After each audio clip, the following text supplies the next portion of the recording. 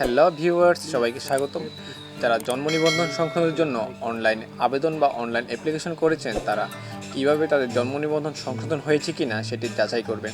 তো ভিউয়ার্স, যাচাই করতে হলে প্রথমে আপনাকে মোবাইল থেকে ক্রোম ব্রাউজারটি ওপেন করতে হবে। তো ভিউয়ার্স, ক্রোম ব্রাউজারটি ওপেন করার পর যা সার্চ বক্সে গিয়ে লিখতে হবে আবেদনপত্রের অবস্থা। তো ভিউয়ার্স, আবেদনপত্রের অবস্থা লেখার পরে জাস্ট সার্চ অপশনে ক্লিক করতে হবে। তো ভিউয়ার, সার্চ অপশনে ক্লিক করার পর এরকম একটি পেজ আসবে যেখানে লেখা আছে যে আবেদনপত্রের অবস্থা জন্ম নিবন্ধন। তো ভিউয়ার্স, আবেদনপত্রের অবস্থা জন্ম নিবন্ধনের উপরে ক্লিক করবেন। তো ক্লিক করলে এরকম একটি পেজ আসবে যেখানে লেখা আছে যে আবেদনপত্রের অবস্থা, আবেদনপত্রের ধরন, অ্যাপ্লিকেশন আইডি এবং জন্ম তারিখ। তো ভিউয়ার্স, প্রথমে আপনি আবেদনপত্রের ধরনটা দিবেন জন্ম তথ্য সংশোধনের আবেদন।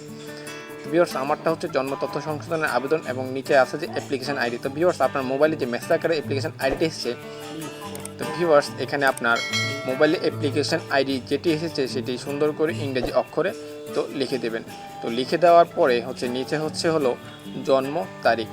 তো ভিউয়ার্স, এখানে জন্ম তারিখ দেওয়া আছে আপনার যে জন্ম নিবন্ধনটি আছে সেই অনুযায়ী এখানে জন্ম তারিখটি যোগ করে দেবেন, জন্ম তারিখটি লিখে দেবেন। তো জন্ম তারিখ লিখে দেওয়ার পরে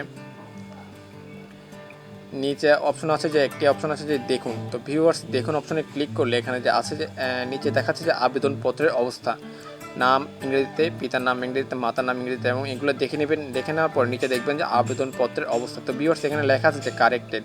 তো ভিউয়ার্স, আমি আর 2 দিন আগে আবেদন করেছি, সেই জন্য এটা সংশোধন হয়ে গেছে, এই জন্য এখানে লেখা দেখাচ্ছে যে কারেক্টেড। তো ভিউয়ার্স, আপনার যদি অন্য কিছু লেখা দেখায়, তো ভিউয়ার্স আরও 2-3 দিন অপেক্ষা করবেন। অপেক্ষা করার পর আবার এভাবে দেখবেন, তো দেখলে এখানে কারেক্টেড লেখাটি আসবে।